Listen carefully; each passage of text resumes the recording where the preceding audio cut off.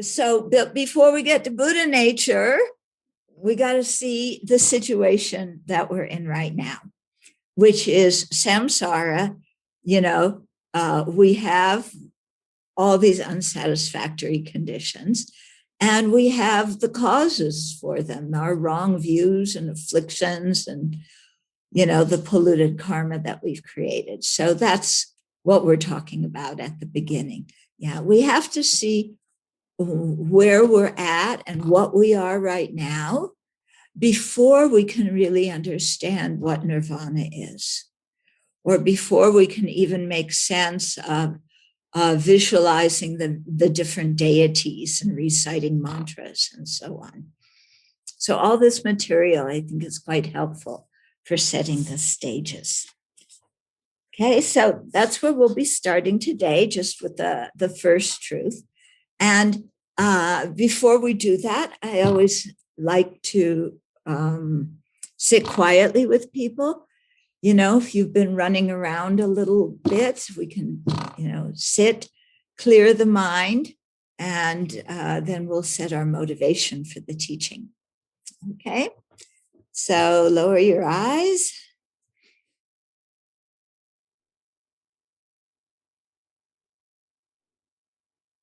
And become aware of your breath. Just the gentle flow of your breath in and out.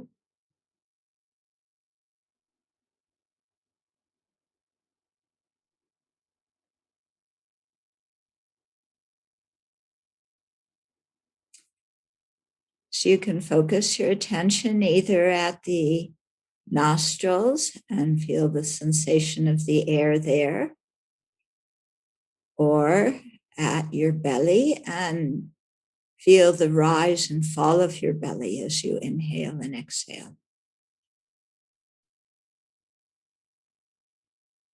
If you get distracted at some point, just notice that and bring your attention back home to the breath. We'll do that for a couple of minutes. Let the mind settle.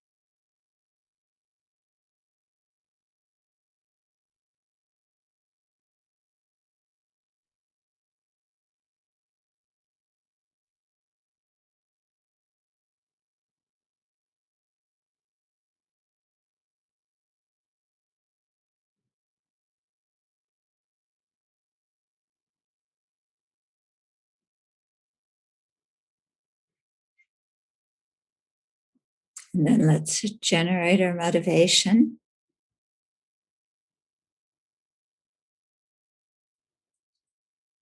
And expand the mind and consider that right now, at this very moment, although it's a comparatively small number of us who are together, that this universe is filled with countless sentient beings, each of whom is undergoing their own experience in samsara.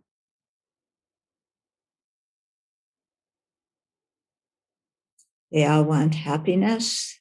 They don't want pain. And yet obscured by ignorance, wrong views, and mental afflictions. In their search for happiness, they fairly often, almost always, create the causes for pain and misery, or at least for continued rebirth in samsara.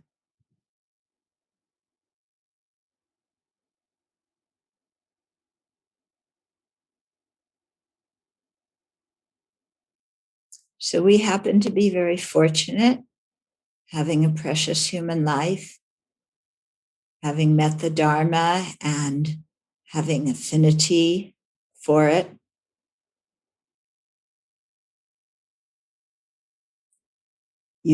Deciding to use our time today to actually learn the Buddha's teachings and to put them into practice. So just having a mind with that kind of interest is already an incredible benefit. Plus, we have the circumstances to make use of that interest and actually learn and practice.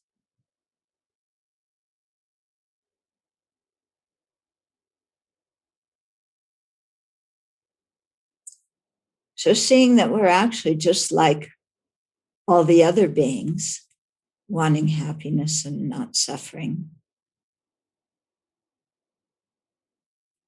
And yet, at least right now, we have this advantage of being able to learn and practice the Buddha's teachings. Then let's cultivate an attitude of love, wanting other beings to be happy, compassion, wanting them to be free of suffering. And take some responsibility for actualizing that and being of service and benefit to these countless beings.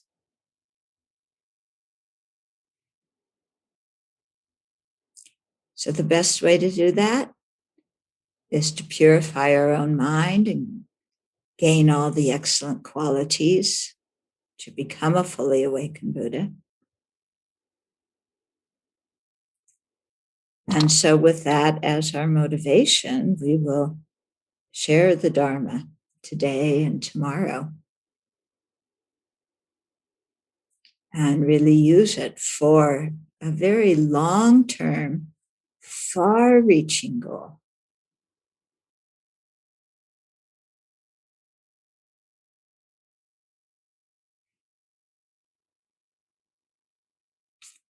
And then open your eyes and come out of your meditation.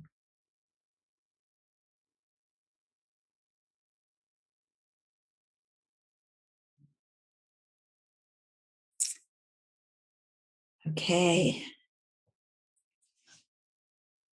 So,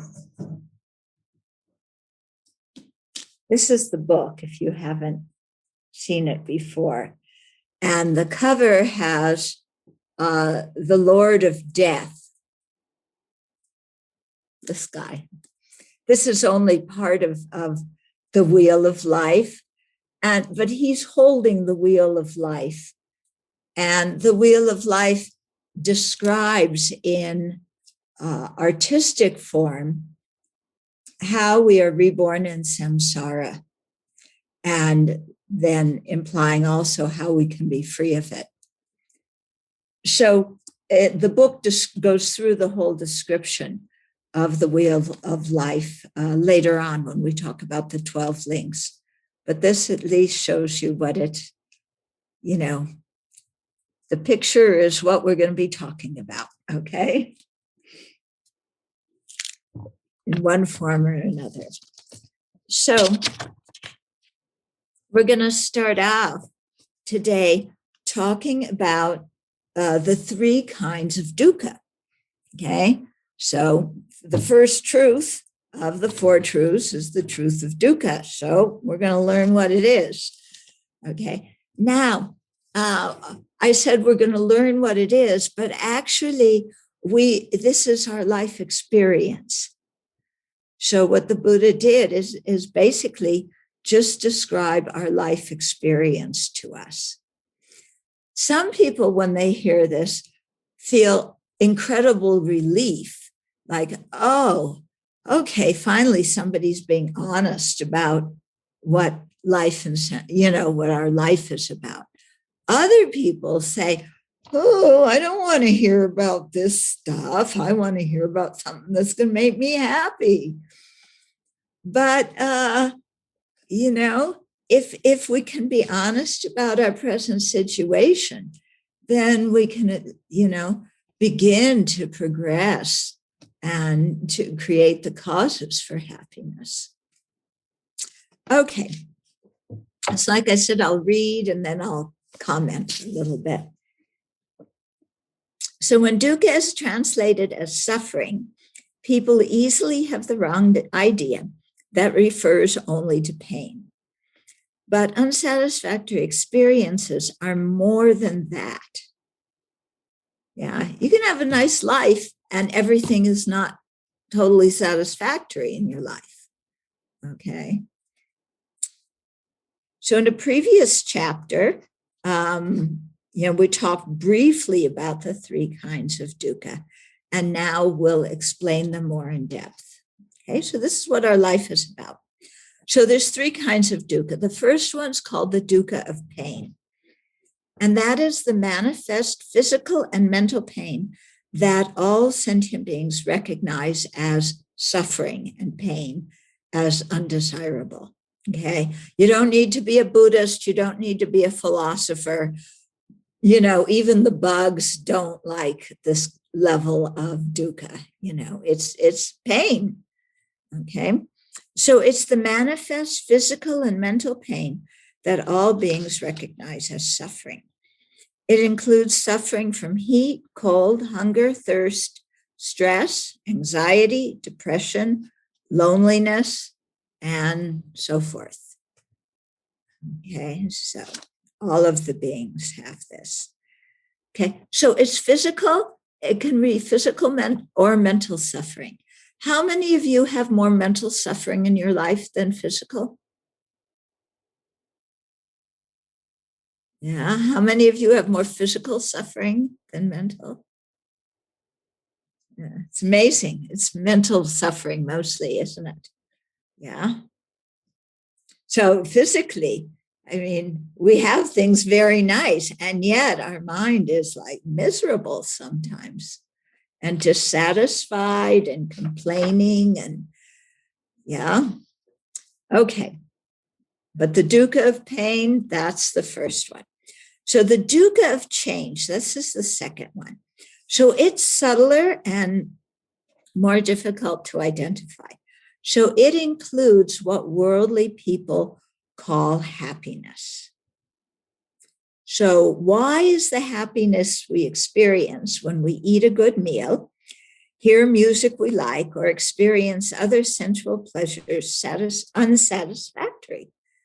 When you go out with your friends, when you have a good talk with somebody, or you have a nice dinner or see a good movie, why do we say that that's dukkha, that's unsatisfactory? We've been taught that that's pleasure and to have as much of it as we possibly can. Yeah. So why does Buddha say that's unsatisfactory? Well, if these pleasures were truly pleasurable, the more we did them, the happier we would be. In other words, these activities would continually bring increased pleasure the more we did them. However, that's not what happens. So if we keep eating, we feel ill.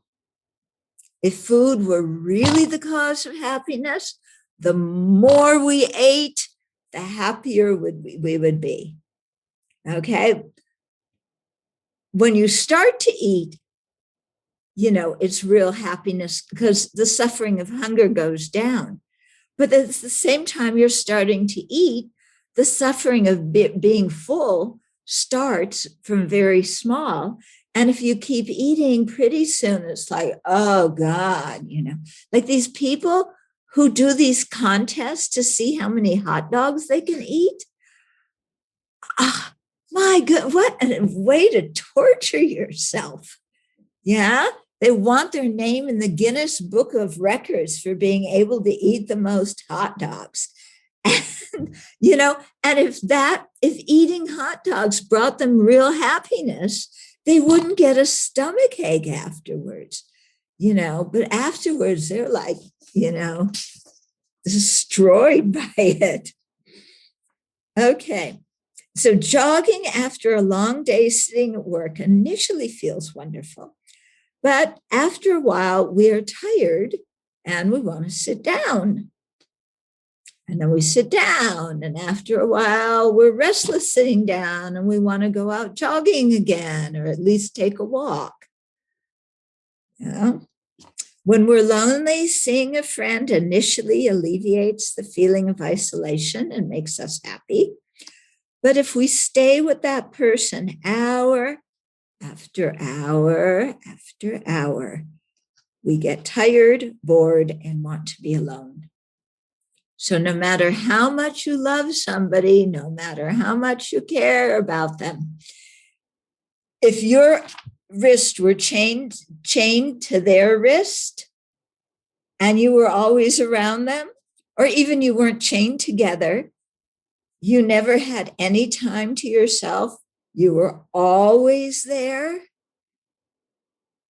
After a while, it's like, can I be alone, please? I love you, but get away from me.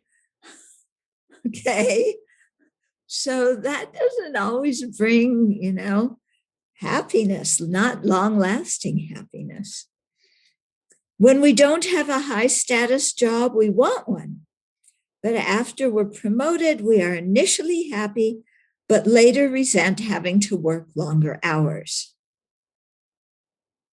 True, isn't it? It's like, I want to get promoted. You get promoted, then you have the pleasure of working 12-hour days. Yeah, sometimes longer. So Aryadeva, he was one of Nagarjuna's disciples. So he said, pleasure, when it increases, is seen to change into pain. But pain, when it increases, does not likewise change into pleasure. So examining the experiences we call happiness, we see that they are not true happiness. They don't last. They feel good for a short while, and then they turn into overt discomfort or even pain. For this reason, they are unsatisfactory in nature, and the Buddha, with compassion, directs us towards a more satisfying joy, the peace of liberation and awakening. Okay, so what this is, this kind of happiness, is we call it happiness because, like I was saying before, regarding eating, the suffering of hunger is there. When you start to eat, the suffering of hunger starts to decrease. At the same time, the suffering of being too full is increasing. So that's what that feeling of being too full we initially call pleasure, but it's not pleasurable by nature, because if it were, we would keep feeling more and more of it. But actually, the more we eat, the more it changes into discomfort. Okay. So what we're getting at is that none of the things we usually grasp at for happiness are actually going to bring us any kind of lasting happiness and joy. Yeah. It's difficult to kind of say, yeah, that's really true, because we've been putting our whole life effort into getting this kind of happiness, constantly getting frustrated, disappointed, disillusioned, but still keeping on doing those things, looking for the thing that's going to bring the ultimate happiness, because we don't know of anything else. Yeah. And it's the Buddha who says, hey, you're running around seeking grade F happiness. And there's grade AAA happiness. It's called liberation or full awakening, Buddhahood, Nirvana.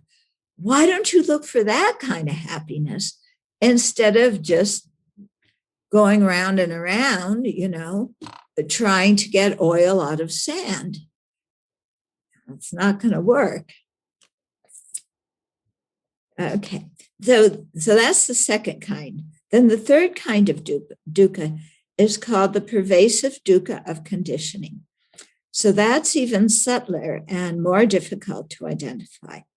And it refers to our psychophysical aggregates. In other words, our bodies, and then the body is one aggregate called form. And then we have 4 mental aggregates: feelings, discriminations, miscellaneous factors, and consciousnesses. Okay, so the result of our previous samsaric rebirth, the result of the karma that we created before, is our aggregates, our body and mind that we get this life. Okay, and so the results of karma that we created before, but our present body and mind is also the basis for our present dukkha. And when that karma ripens, and as physical and mental pain that we experience in life, and then we react to that physical and mental pain with more afflictions, with more wrong views, we create more polluted karma, and then that creates the cause for more rebirth in samsara. So that's why it's called cyclic existence, okay? So although our bodies and minds may not experience pain at this very moment, with the slightest change in circumstance, they easily will. So we may say, I feel fine now, everything's great. But if we were to sit here for 2, 3, 4, 5, 6 hours without getting up, you'd want to get up, wouldn't you? Yeah.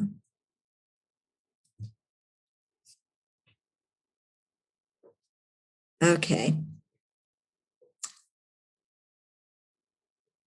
So our aggregates are very susceptible to the dukkha of pain and the dukkha of change. And by reacting to the pain and pleasure in this lifetime with afflictions such as attachment, anger, and confusion, we again create more karmic causes to take another samsaric rebirth, where we will again experience all 3 types of dukkha. Okay, so let's say, I want happiness. So I go out to eat and I order my favorite dish, and the waiter brings it, but it's burnt.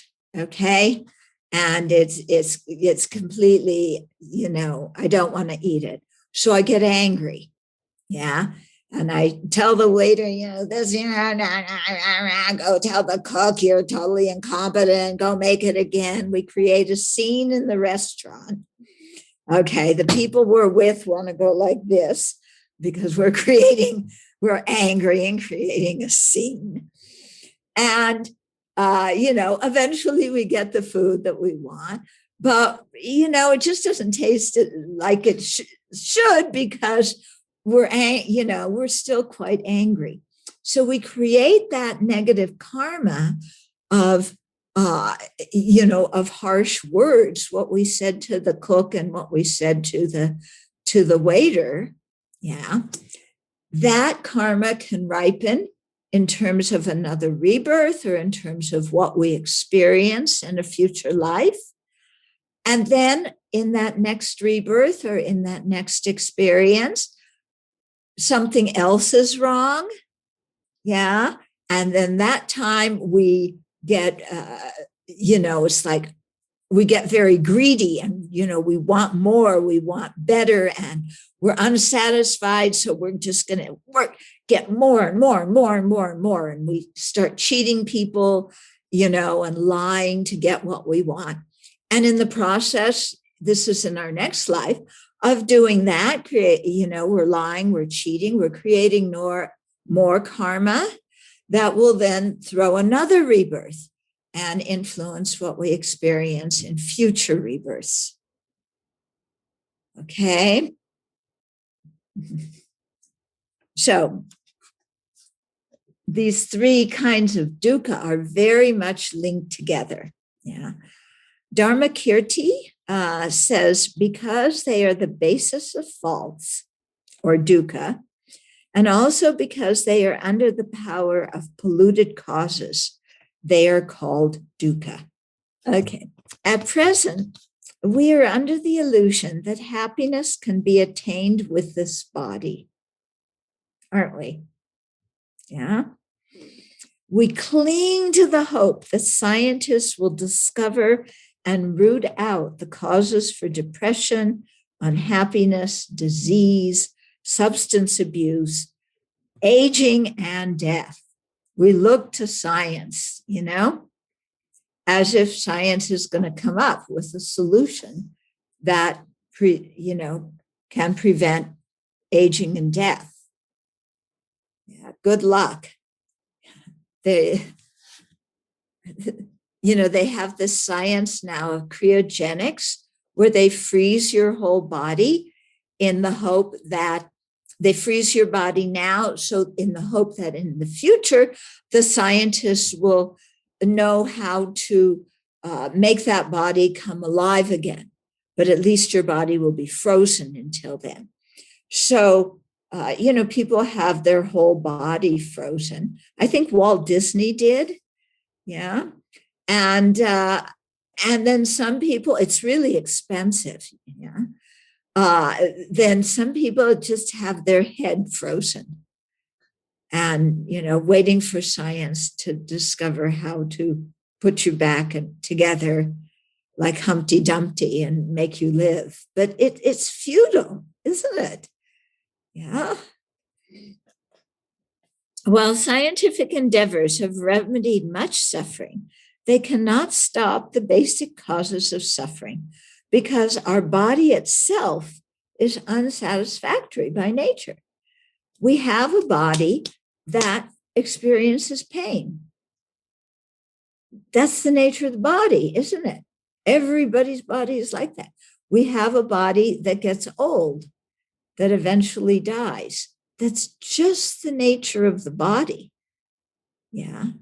It doesn't take anything else acting upon it to make it get older.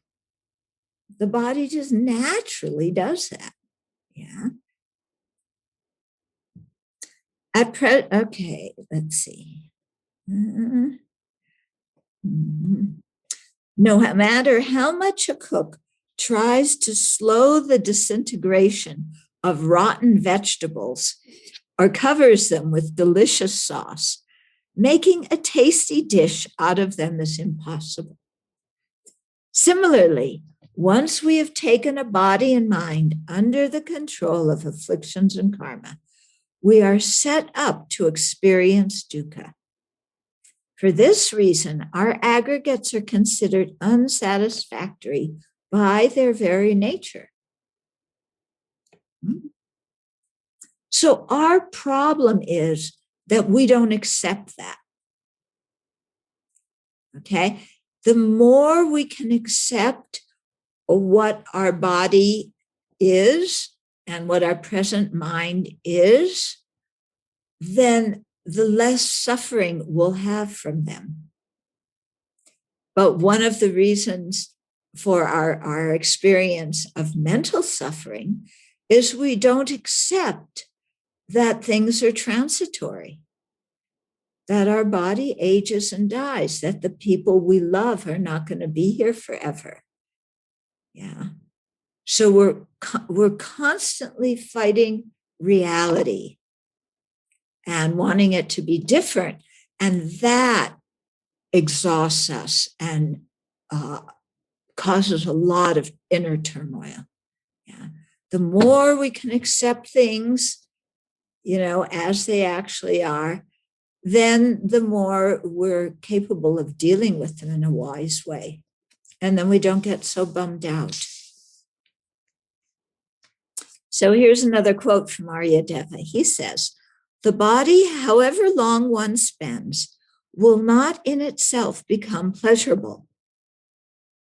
Okay, now I'm looking at the people online. Most of us have been alive for a number of years. Yeah, so we know this body well. Has your body grown more and more pleasurable as you've lived longer? No. Yeah. Do you try and make your body pleasurable? Yes. Yeah. Are you ever successful in making your body be and do what you want it to do or be? No. Yeah. I mean, all of us, if we had a chance, I'm sure we would change how we looked. We would change the shape of our body in one way or another. Already, what do? We change our hair. You color our hair. We use beauty products. The guys who don't have hair try and put something on to get hair. It's like, the body is not naturally going in that direction. We're fighting an uphill battle.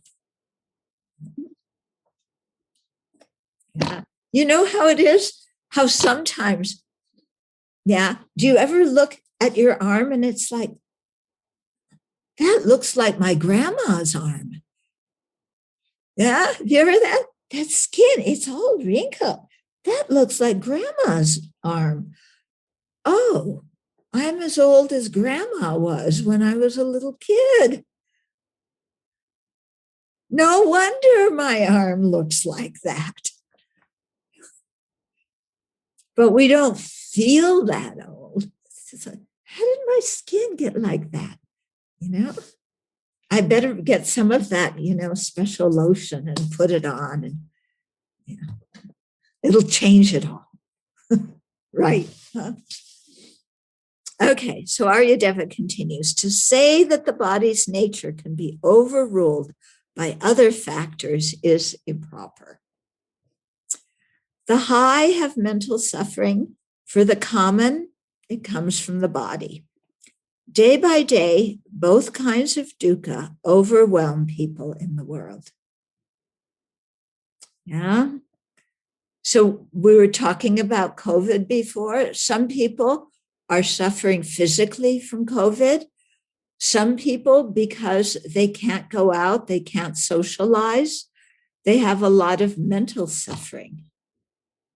Yeah, even they're not ill, but the mental suffering comes. When contemplating the three types of dukkha and the disadvantages of cyclic existence, reflect that you have experienced these since beginningless time. So our samsara, there's no beginning. Yeah. Every life had a preceding life, had a preceding life, have a preceding life. In Buddhism, we do not talk about an absolute beginning before which there was nothing. And we don't talk about there being a creator who out of nothing created something. Instead, we just say everything had its own cause that came before it, and there is no beginning, including to our rebirths. So these meditations on dukkha are not idle speculation. Being repeatedly subjected to the miseries of cyclic existence is serious. In the Tears Sutta, the Buddha gave a series of vivid examples illustrating the length of time afflictions and karma have bound us in cyclic existence. So here's a quote from one of the Pali Suttas. The stream of tears that you have shed as you roamed and wandered through this long course of samsara, weeping and wailing because of being united with the disagreeable and separated from the agreeable. This alone is more than the water in the four great oceans. For a long time, you have experienced the death of a mother, a father, a brother, a sister, a son, a daughter, the loss of relatives, the loss of wealth, loss through illness. You have experienced this weeping and wailing because of being united with the disagreeable and separated from the agreeable. The stream of tears that you have shed is more than the water in the four great oceans. For what reason? Because this samsara is without discoverable beginning. A first point is not discerned of beings roaming and migrating, hindered by ignorance and fettered by craving. For such a long time, you have experienced suffering, anguish, and disaster, and swelled the cemetery. It is enough to experience revulsion towards all formations, enough to become dispassionate towards them, enough to be liberated from them. Okay, so it's quite a sobering quote, what the Buddha is saying, you know? But like I said before, we have to clearly see our situation if we're going to be able to change it. It's like if you're imprisoned, yeah, but you look around and you say, this prison, you know, it's kind of cool, you know.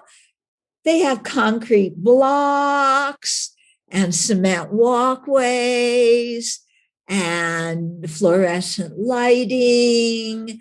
And, you know, I have my own room in solitary confinement. It's not so bad here. If you look at prison that way, are you going to try and get out of it?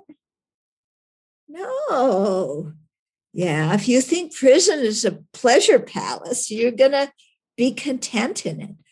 So that's why the Buddha talks to us in this way, so that we can actually see what our samsara is about, so that we will want to be free of it and, you know, create the causes for a lasting kind of peace and happiness.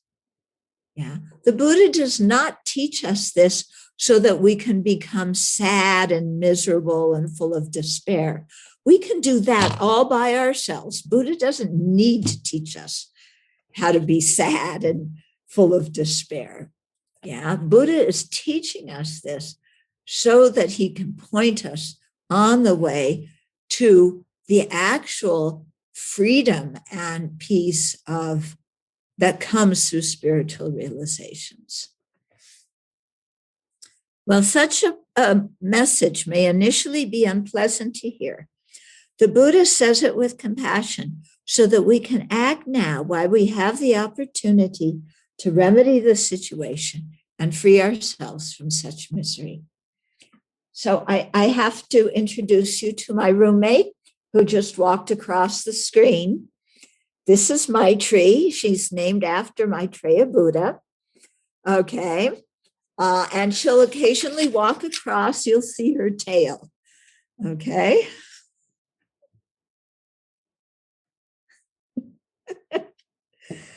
Okay. Now, the next section is about feelings, afflictions, and dukkha.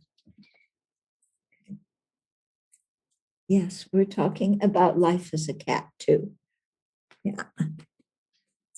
Each of the three types of dukkha is associated with a specific feeling.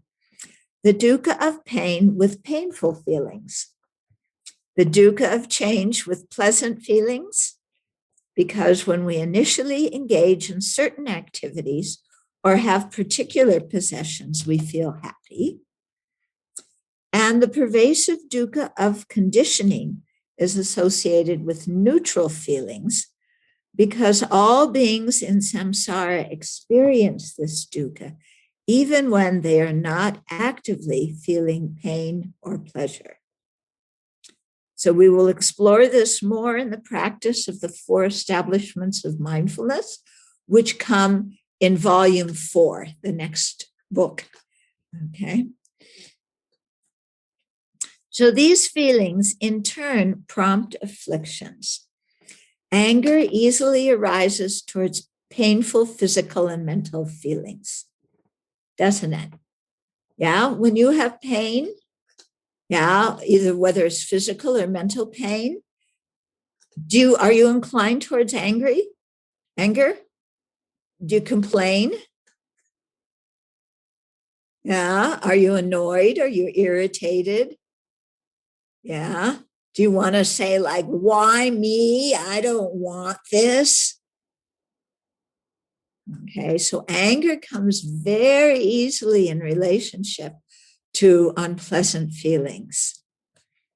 Attachment, clinging attachment, holding, wanting, greed. Okay. It manifests when pleasurable feelings are experienced. We crave these feelings, do not want them to cease, and cling to the objects that seem to cause them. Okay, so something looks, that granola we got. You have granola in Australia, right? Yeah. That granola, that is fantastic. It makes me feel so good when I eat it for breakfast. Yeah. And then you run out of the granola and you've forgotten to buy more and you're left with cornflakes. Ugh. Okay. But I want granola for breakfast. If I have to eat cornflakes, I'm going to be miserable the whole day. These are stupid examples, but they're true, aren't they? It doesn't matter how big or small any kind of suffering is. We don't want any of it. Yeah. And we'll complain if we have it. At least I complain. Maybe you people don't complain as much as I do. If you ever need somebody to complain, ask me. I will happily do it for you. Free of charge. It's my hobby. Okay. Ignorance increases when neutral feelings are present because we hold the aggregates as permanent when in fact they are momentary. So we may have a neutral feeling, not pleasant, not unpleasant, but we think it's going to stay like that. Yeah.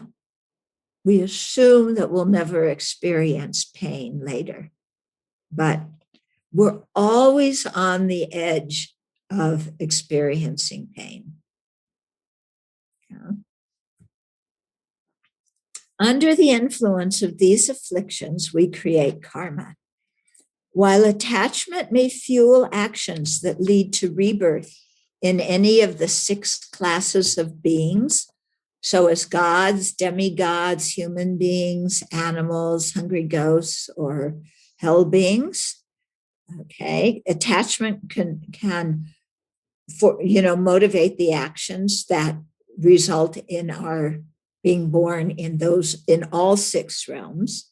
Okay.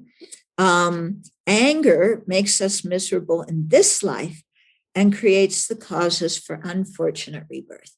So anger never creates the causes for an upper rebirth. It always creates the causes for lower rebirth. Ignorance keeps us bound in cyclic existence, unable to help ourselves, let alone help others. So recognizing pleasant feelings as dukkha enables us to release craving and clinging to them. And as a result, attachment subsides. So when you have a pleasant feeling, if we just say, oh, that's nice, but we don't get into, I want more, I want better, I don't want this to ever end.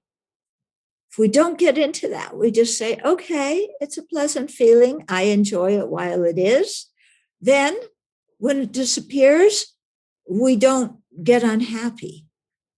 What makes us unhappy is when we get attached to the pleasant feeling or attached to the person or object that we think is the cause of that feeling. Yeah, that the attachment is what makes us so miserable. Because when we're attached, I want it, I have to have it, then we're just completely dissatisfied. Yeah. And whatever we get never cuts the mark. It's never good enough. Accepting that by nature our bodies are unsatisfactory makes it easier to avoid anger or anxiety with respect to painful feelings. So when we just accept, this body is made of flesh and bones, it can experience pain. Why am I so surprised when it experiences pain? Yeah. Why am I so surprised when it gets sick? Why do we say, why me? Yeah. One of my friends just got cancer, and he's saying, well, why shouldn't it be me? Yeah, he's a Dharma practitioner. So he's able to say, why shouldn't it be me who gets cancer? Instead of why me, as if the universe is unjust. So when there comes an acceptance of our situation, then we suffer much less. We still deal with the situation. It doesn't mean we just, let our health go down the drain. We deal with it. But when we're not attached, we don't experience so much unhappiness. Okay. Seeing that neutral feelings are transient in nature diminishes ignorance. In this way, although the three feelings may arise, we stop responding to them with attachment, anger, and ignorance, thus reducing the karma created by afflictions, or should I say, reducing the afflictions that create more polluted karma. Okay, so I'll give you just a personal example. Last year, my hip and whole legs started hurting, and it was hurting really, really bad, making it difficult to walk. And it took several months before the doctor said, "Oh, this looks like arthritis." Okay, and so I had a hip replacement surgery, and before the surgery, they did these classes, to tell us about what was going to happen. And so the person who did the class said, after you have the surgery, you're going to experience pain. They'll give you painkillers, but you will experience pain. And if you want to recover and really learn to walk well again and get all your other functions back again, you're going to have to exercise, and, you'll have to deal with the pain. So I was warned. I was prepared for it. Okay. Then after the surgery, yes, there was pain. Yeah. And, it was very interesting. I had never experienced pain like this before. There was one kind of pain that was hot and searing, another kind of pain that was achy, very different kinds of pain. And I had to go to physical therapy twice a week. And I had to do the exercises at home, even when in between. And some of it, it was painful, but I was warned. So I accepted it.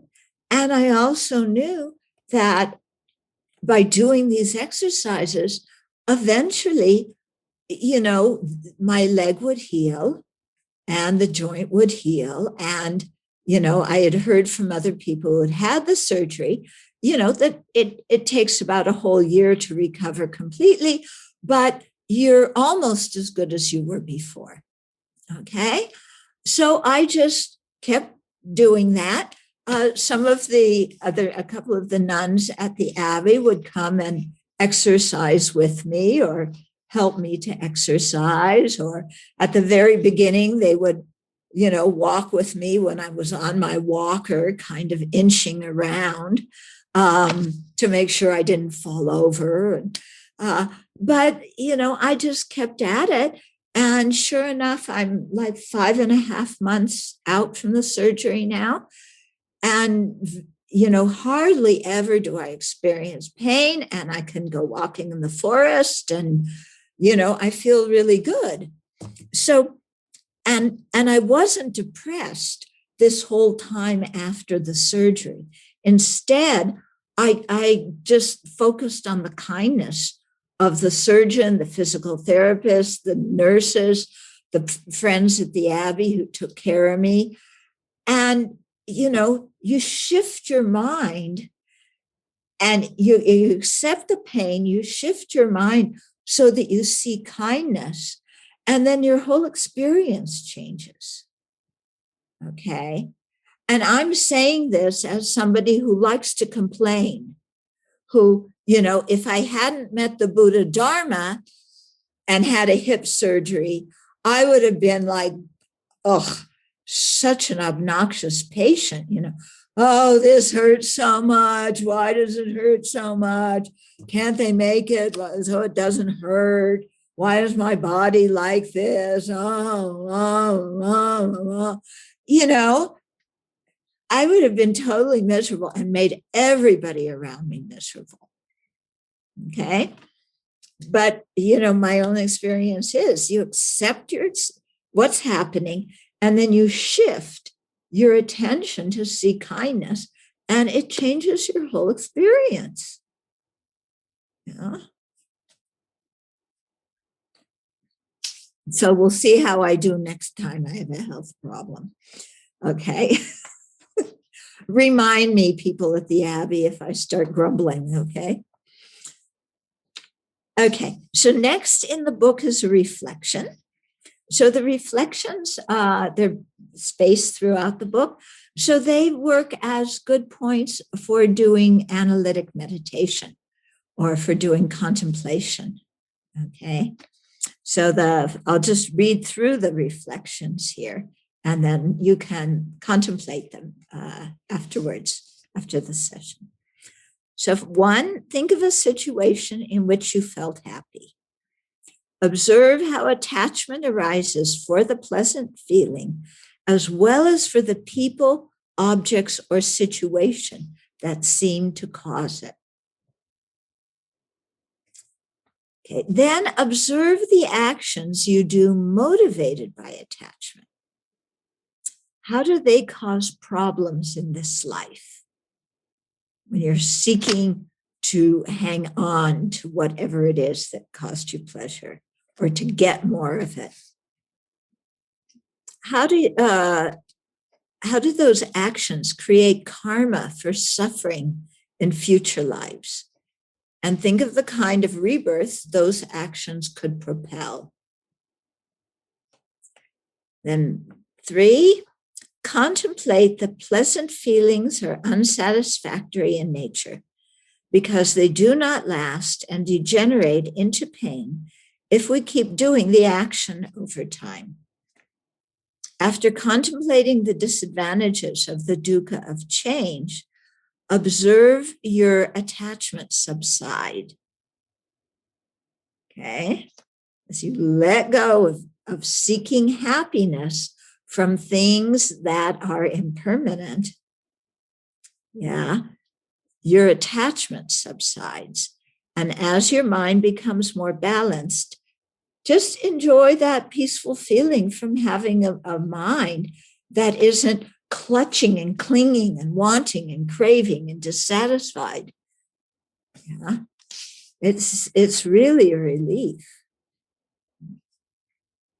And then 4, while this peace is not the tranquility of nirvana, it does give us knowledge that relinquishing attachment at any level makes the mind more peaceful.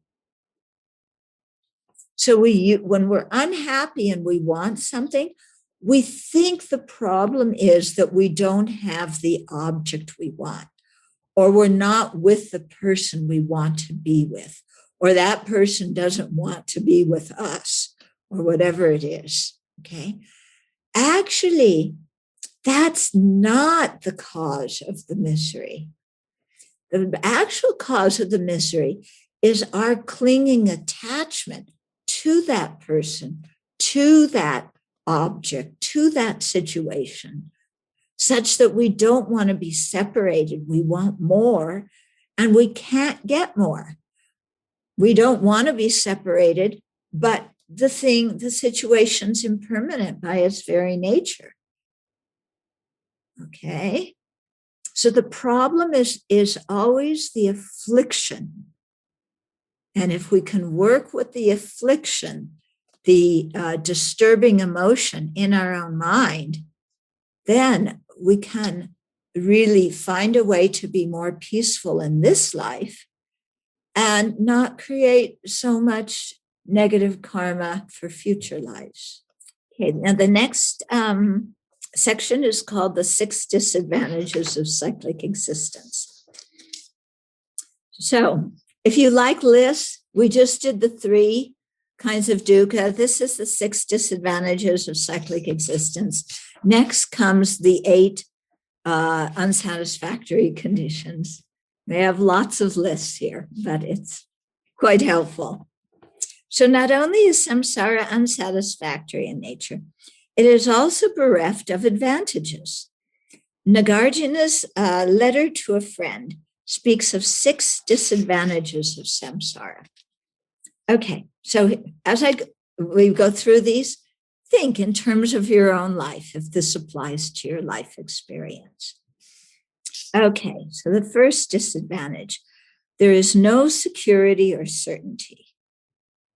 We may work hard for a certain goal, but unexpected hindrances block our attaining it. We may live in a pleasant environment and suddenly be forced to leave. Our situation can change dramatically in a short period of time. Our relatives and friends change from one life to the next. In short, samsara lacks consistency and predictability. But that's what we want, isn't it? We want consistency and predictability. But that's not the nature of our lives.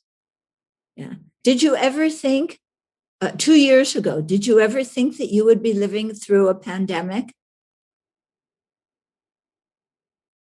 Never entered our mind. Yeah. And, then you think of the people, we've had several natural catastrophes in the world. You're living in your home, then a tornado comes through. All of a sudden, you don't have a house. I don't know, what do you call tornadoes in Australia? Are they called hurricanes? Are they called hurricanes? Yeah, I don't know. They called these things different. Cyclones. Or cyclones. I think cyclones and hurricanes are the same thing. Tornadoes, maybe something. Anyway, the whole idea is your house has gone like this. Yeah. So no security or certainty. Second disadvantage of cyclic existence, we are never satisfied with what we are, what we do, or what we have. We always want more and better of whatever we find desirable. No matter what we have accomplished or how much we excel, we never feel good enough about ourselves. Isn't that true? Yeah, you work hard, you really try your best, You even have success and people congratulate you, but you still don't feel like you did enough. You still don't feel like you're good enough. Yeah. Constant dissatisfaction with ourselves. Third disadvantage is we die repeatedly, each time leaving behind everything and everyone we know. Everything we work so hard for during our life cannot come with us to the next life. Death naturally follows birth, and when we die, nothing from this life, except our karmic seeds and our mental habits, accompany us. So while we're alive, we work very hard to get a home, to get nice furnishings, to have a family, to have a vehicle, to have maybe a summer home, or at least to go on vacation to nice places. You know, we want a reputation, we want praise, we want, people to love us, people to like us. We want to be renowned for being a good person or a kind person or talented in a specific way. Yeah.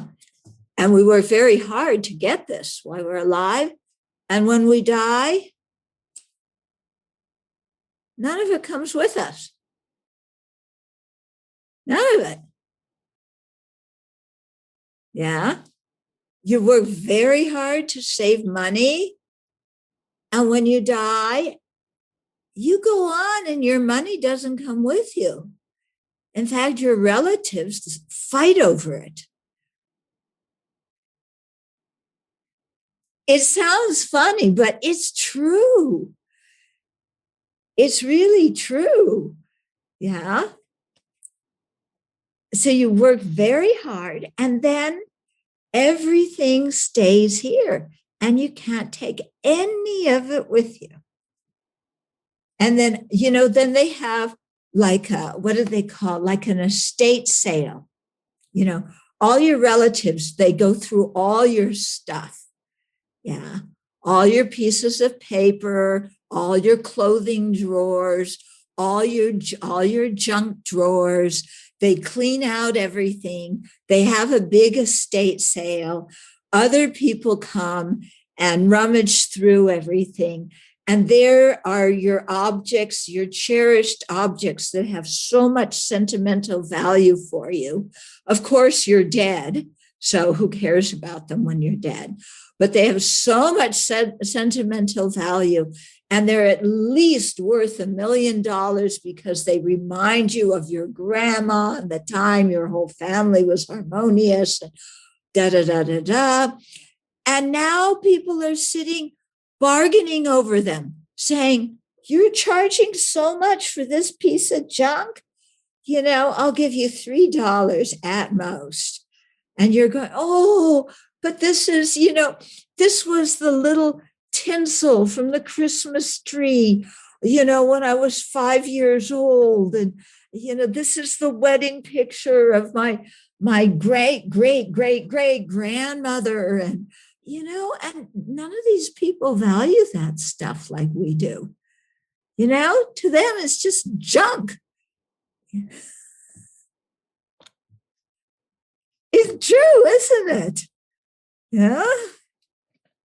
And they're all going to go through our stuff and like, well, you're saving this and you have this. What person are you? You're a pack rat.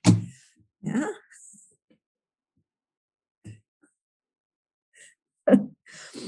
Okay. Fourth disadvantage. We are born in cyclic existence repeatedly with all the problems and struggles that exist in each life. Our samsara is beginningless, and unless we exert effort to attain liberation, it will be endless. So getting out of it is entirely in our hands. We have the aids of the Buddhas and the aid of the Buddhas and Bodhisattvas, but we have to do something. Fifth disadvantage, we repeatedly change status from superior to inferior and vice versa. In one life, we may change social position, health, financial status, relationships, and so on. From one life to the next, we may go from the celestial realm to a hell realm, to a rebirth as a human or an animal. Okay, and even within this life, I remember that when there was the financial recession in 2008, people were doing fine, then plunk, their stock went down. Some people who were quite wealthy, all of a sudden, they're not worth very much. Things changed, very, very quickly. And we go up and down. Even at your job, you're at one job and everybody thinks you're so intelligent and so creative, and you're just smart as all get out. And then you go to another place and the people are saying, you don't seem to know very much at all. Sit down and let me teach you. So, no consistent status. And then the sixth disadvantage, we experience suffering alone. Others cannot experience it for us, no matter how much they love us. We are born alone and we die alone. Our feelings are felt by ourselves alone. While we may be inseparable from certain people during our lives, at death, separation is guaranteed. Unavoidable. So the Buddha did not point these disadvantages out so that we would become depressed. Rather, with compassion, he asked us to look closely at our experiences in cyclic existence and to see them for what they are. Knowing that we have the potential to be free from them, he then described their causes, the path to encounter them, and the resultant state of liberation. And again, there's a reflection. So these are points for you to contemplate after the talk. So first one, contemplate each of the 6 disadvantages of cyclic existence, making examples of them from your life. 2, contemplate that they originate in ignorance and that it is possible to eliminate ignorance through cultivating the wisdom, realizing the emptiness of inherent existence. There's an antidote to the causes of our dukkha. 3, knowing that you have the potential to attain nirvana, generate a strong determination to be free from samsara and attain liberation or full awakening. Has to start with an intention, a determination. And 4, use this firm and clear aspiration to inspire your Dharma practice and clarify your priorities in life. And then 5, observe that the 8 worldly concerns become uninteresting when your sights are focused on higher aims, such as the true freedom of nirvana or full awakening. Okay, so when you really have spiritual aims in your life, then the problems in this life you don't make such a big deal about them. They're there, but you have a higher purpose and meaning in your life. I can take maybe a couple of questions if you have them. There's a couple of questions in the chat line, Venerable. Okay, how do I open it? Okay, no, I can read them to you. Oh, okay. One of them was in regard to pain. It said in one of your books where Bhumi does not feel pain, How does the direct realization not feel physical pain? In the book, it says that when you achieve one of the bhumis, you don't feel pain. So how does direct realization lead to not feeling? Okay. They say for bodhisattvas, that they have created so much virtuous karma that there's no karma that ripens as physical pain.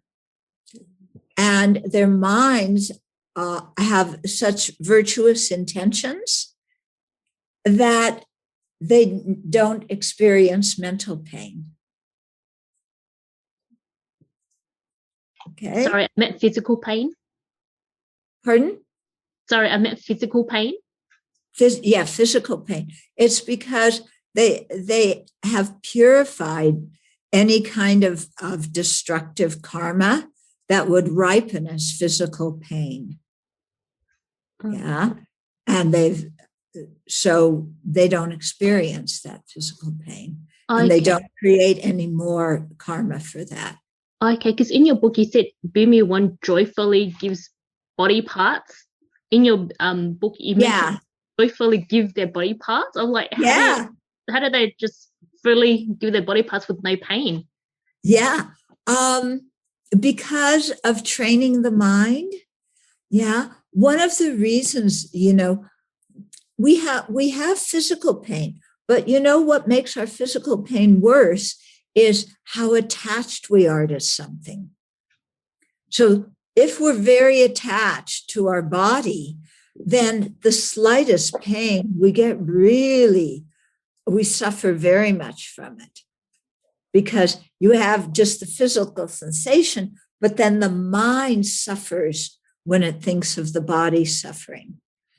So these high-level bodhi and the physical pain, it has a physical component, but it's also caused by karma. So if you don't create the destructive karma that makes other karma ripen as physical pain, then you don't experience that. But this is for people who have very high realizations. Okay. Thank you. Yeah, it's something that we work towards by familiarizing ourselves with virtuous attitudes, virtuous actions, and so on. So is it the direct realization of emptiness that kind of eradicates the physical pain when they offer their fingers or whatever to people? Yeah, because if they're realizing emptiness, they have no grasping at this body as mine. Mm-hmm. There's no feeling that this is mine. And they also don't grasp the body as having some independent inherent nature. They look at the body and they see, well, actually, what is it? It's a bunch of vegetable goo. Mm-hmm. Yeah, I mean, isn't that what our body is? It's a bunch of tissue and bones and muscle. Yeah, that's all it is. There's nothing mine about it. There's nothing that, makes it have some important essence. So because they have that realization of emptiness, then they don't make a big deal about their body. Mm-hmm. Okay. Thanks. It's hard to imagine, but yeah. As you become more familiar with the path, then you can start imagining how that might work. Okay. Thank you. Okay. Thank you. Okay. Another one is about karma. And it asks, are your predominant thoughts part of what propels your rebirth in addition to karma? Well, your predominant thoughts don't always remain as thoughts. They usually propel actions, don't they? They could propel mental actions where you're planning upon acting like from virtuous thoughts, you would be planning a virtuous activity. Yeah, those virtuous thoughts could propel kind speech, timely speech, speech that creates harmony. Yeah, the kind thoughts can produce physical actions, generosity, ethical conduct, and so on. Okay. So it isn't, our thoughts and our actions are quite related. Otherwise, if we say, is it just our predominant thought? Well, for most of us, our predominant thought is sleep. Isn't it? Yeah. So this, are we is our next life just going to be constant sleep? I hope not. Okay. Okay, thank you. The next one is related to the mental and physical suffering of dementia and Alzheimer's. People who have that seem to suffer from an inability to reflect on the nature of suffering. Yeah. So how can we help people in that state? Yeah, well, the trick is you have to think about that before the Alzheimer's strikes. Yeah. You have to kind of set your motivation. If I start getting demented or Alzheimer's, at least I want to be a kind person. Yeah, you can still be a kind person with Alzheimer's, can't you? Yeah. So you set an intention like that. And you say, and they say that some of the scariest part for people with Alzheimer's is when they're just getting it, when they realize that their mind is not functioning properly. But after it progresses for a while, they forget that and they're just in their new reality. But I think if we familiarize ourselves with a kind attitude, then, habits matter. One of my friends, his mother had, I think she had Alzheimer's. It wasn't just dementia. And he was telling me that she would go around the old folks' home. If he would come and visit her and bring her some sweets, she would immediately get up and go share the sweets with all of her neighbors. And she would look out for all the other people and make sure they're comfortable and, pat their back. And he said, she was just this kind of person who looked out for others before she got Alzheimer's. And that habit just continued on later. Yeah. So what would you suggest for people who, like, if I don't have Alzheimer's, but I want to help somebody who does, perhaps? Well, the thing that I learned, at least from dealing with my dad, is you just go into their reality. And if they're talking in symbols, I had the most amazing conversation with my dad when we were talking in symbols for things, you just join in. You don't say, oh, that you're that's not true. You're just dreaming that up, forget that. You just join in the conversation and somehow, use the conversation to talk about something, virtuous or something positive that encourages them. Mm-hmm. Okay. Yeah.